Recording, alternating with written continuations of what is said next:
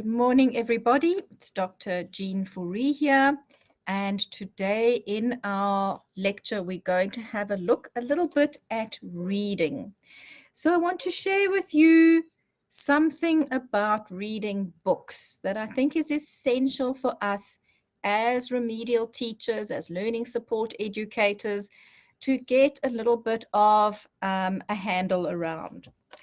Okay, so here is a typical children's book. And as you can see, the book has a title page.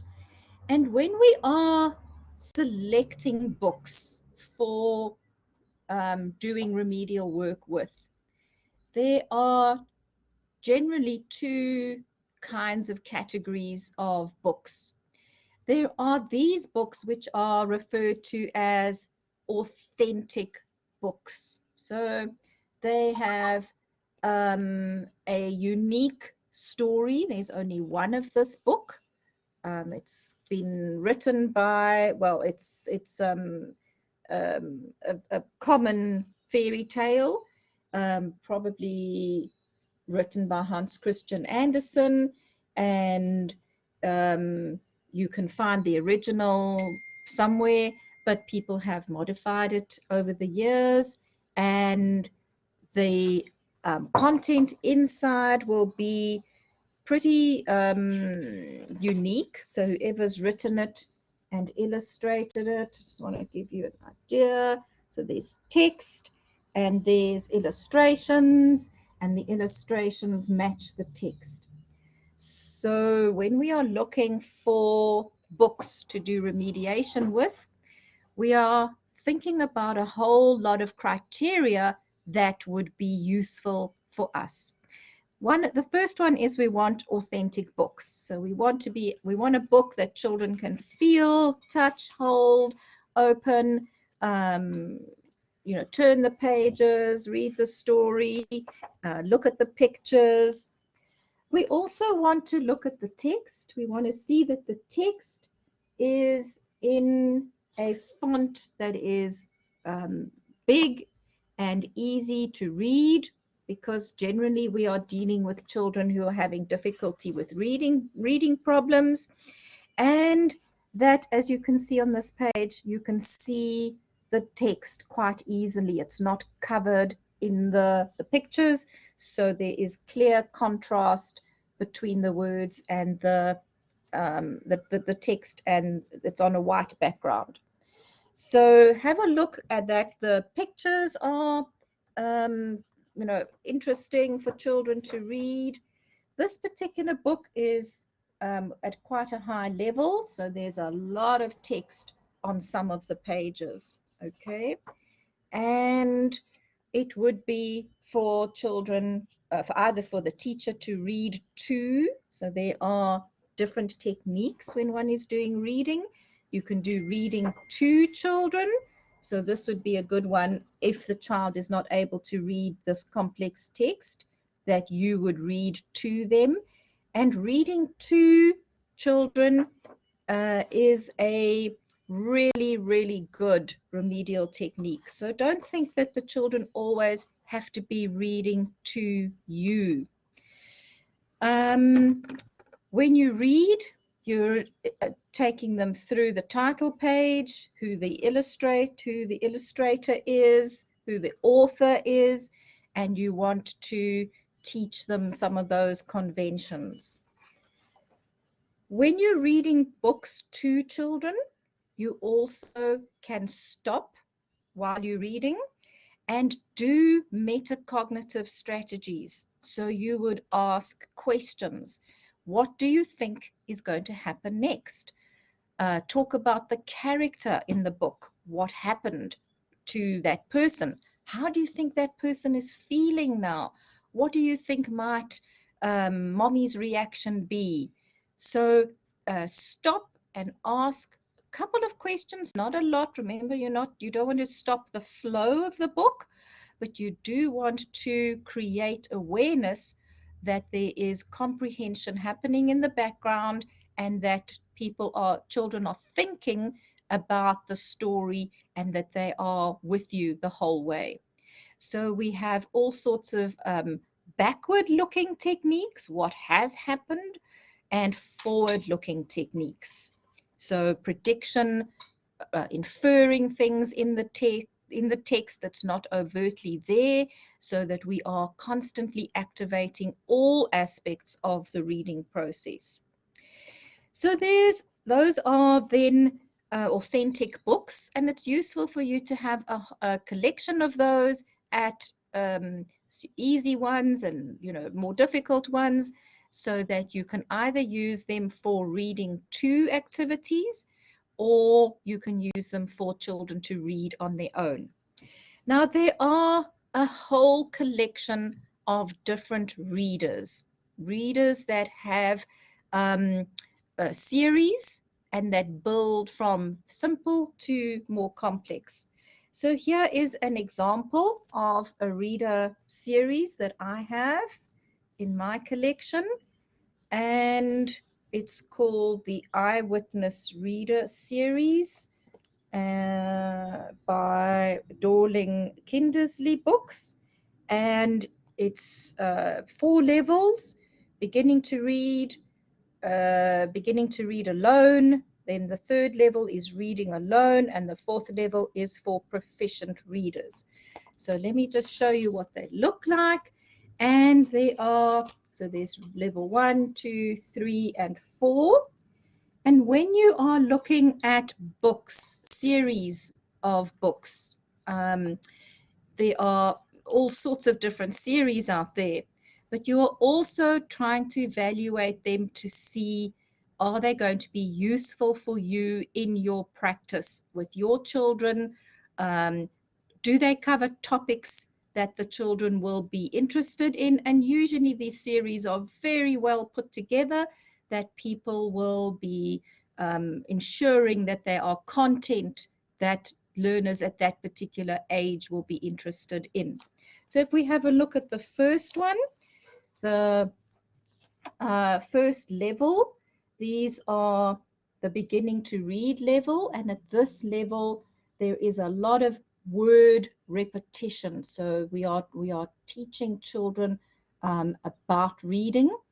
There will be limited vocabulary in these books with simple sentences, and there will be lots of pictures which add to the comprehension of what is being read. So we want to see that there is comprehension going on. The nice thing about this particular series is they have notes for parents and teachers to give you some idea about how to assist learners with their reading process. Okay, and if you have a look, nice big text with very nice big illustrations.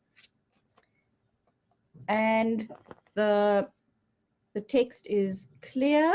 There are proper sentences. The tale of a tadpole begins in a pond. Mother frog lays her eggs next to a lily pad.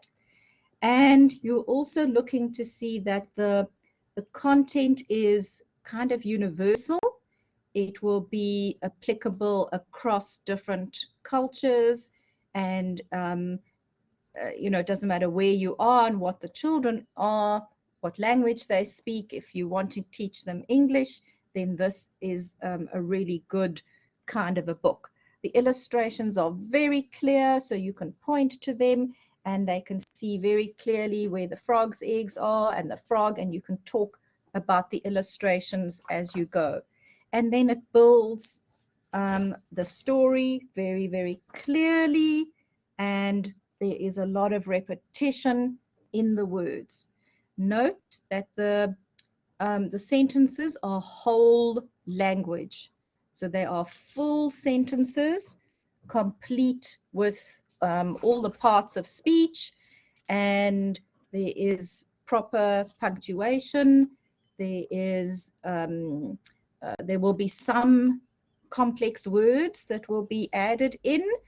A stickleback feels hungry, but there will be words that the learner can break down, comprehend, and make it into its parts so that you can decode those particular words.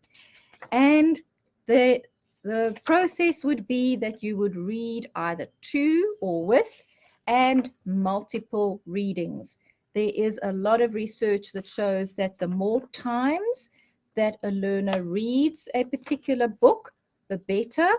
You can either read the same book to a child many times, and parents will tell you this, that when they're reading to children, they want the same books over and over again, and that is building the language in our heads. It's building the patterns and the music of the language. It's building all the syntax that's needed. So we are understanding the language by going through it many, many times. Then if you move to, in this particular series, to the next level, this is the sentences are now becoming longer. There's an increase in vocabulary, and there are some little, in this particular series, they've got little fun facts that go with the particular content that they have there. And if we have a look at this, again, there are notes to parents and clear illustrations, but have a look. See, there are now many more words on the page. The series is becoming more complicated, and it's adding more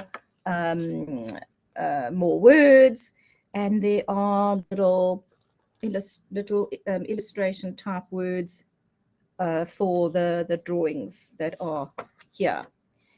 More text per page, so the text is becoming more complex, and this is what happens in a well-structured reading series. The series is well put together so that it's clear for you to start with simple books and move to the next level up. So if we have a look at level 3 in this particular series, in this level, the sentence structure is becoming more complex, and there is much more emphasis on the child being able to read the books alone. Have a look at how much more words there are on this particular page. So there is now a whole page of words with some little boxes giving some information in between, and this would be information that the learner can then stop and read some little interesting fact. So when one is doing this reading process, you are also teaching comprehension, fluency, all the background knowledge that learners need. And we do know that a lot of learners are having difficulty with comprehension, and comprehension relates directly to your understanding of the world, to your vocabulary that you have, to the knowledge that you have built up about the world. So you can read a complex word in a text, but if you don't have the knowledge, the background knowledge of that particular word, then you won't be able to build the comprehension. So we need lots and lots and lots of exposure to all sorts of different texts, not only texts at school, but authentic storybooks, newspapers, magazines, comics. All those things are adding to the literacy. Different genres are adding to literacy of children. So I just want to show you the last one in the series. This is the last level, and this is for readers who are now proficient at reading. They are able to read on their own, and there is now very complex text happening in this particular series at this level. So this text has got lots and lots of complex sentences related to the topic, And so now we are expecting children to be able to keep in memory lots of things. There is clear illustrations that go with it, some little boxes that explain things. And so children can now really, once you reach this level, you are really considered to be a proficient, able reader and able to read all these all this text. And it's quite a long book as well, so there's a lot of stuff in here. And it goes, this particular book is about the story of the Trojan horse, and it explains the book, the story, and gives a really good idea of the culture at that time and what was happening in that particular era. So not only are we building reading skills, we are also building comprehension and general understanding of the world as well when we are doing these kinds of reading. So I'm going to stop that recording there and take some questions.